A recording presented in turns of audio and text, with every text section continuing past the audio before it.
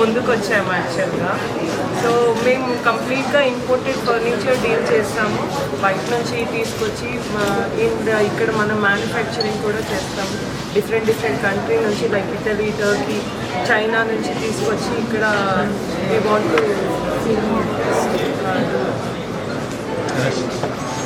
So యాక్చువల్గా మాకేంటంటే real estate ఇప్పుడు చాలా బూమ్ అవుతుంది. హైదరాబాద్ కంప్లీట్లీ ఇంకా నెక్స్ట్ లెవెల్కి తీసుకొస్తారని, అభివృద్ధి అవుతుందని చెప్పే నేను దీనికి ముందుకు వచ్చాను. ఓకే సార్ మీరు చెప్పండి సార్. అంటే ఇది ఒకటే బ్రాంచ్ అనుకుంటున్నారా? ఇంకా లేదండి, మేము ఇంకా కంప్లీట్లీ పాన్ ఇండియా చేస్తాను. ప్రజెంట్గా దీంతో స్టార్ట్ చేసి ఎవ్రీ 6 monthsకి ఒక్కొక్క బ్రాంచ్ స్టార్ట్ చేస్తాము ఒక్కొక్క ఏరియాలో. ప్రజెంట్ మేము హైదరాబాద్లో అండ్ చెన్నైలో ఓపెన్ చేసాము.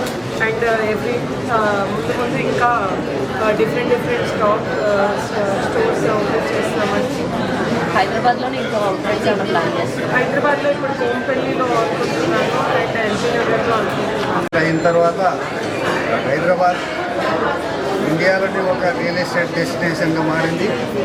ఇప్పుడు ఇట్లాంటి ఫర్నిచర్ షాప్స్, ఈ సాఫ్ట్వేర్ ఆర్గనైజేషన్స్ అన్నిటి మధ్యలో ఇక్కడ పెట్టడం చాలా సంతోషకరంగా ఉంది. చాలా రీజనబుల్ ప్రైస్తో ప్రతి ఒక్కరికి అందుబాటులో ఉండేటట్టు రేట్స్ కూడా వీళ్ళు చెప్తున్నారు.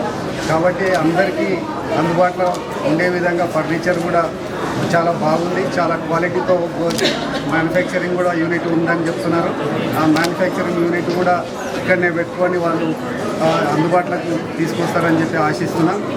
ఈ రేవంత్ రెడ్డి గారు ముఖ్యమంత్రి అయిన తర్వాత మన క్రెడాయి వాళ్ళకి కానీ రియల్ ఎస్టేట్ వారికి చాలా ప్రోత్సాహకరంగా ప్రభుత్వం ఉంది. ప్రభుత్వం ప్రోత్సాహకరంగా తీసుకుపోతుందని ఆశిస్తున్నాం. టర్కీ నుంచి వెళ్ళి తీసుకురాలేదు. సో అందుకని మేము వాళ్ళ కోసం నార్మల్ ప్రైస్కి ప్రతి ఒక్కరు వెళ్ళి కొనుక్కోలేరు కదా, అందుకని మేము రీజనబుల్ ప్రైజెస్కి అక్కడ నుంచి తీసుకొచ్చి వీళ్ళకి అందుబాటులో ఉంచుతామని మేము అనుకుంటున్నాం.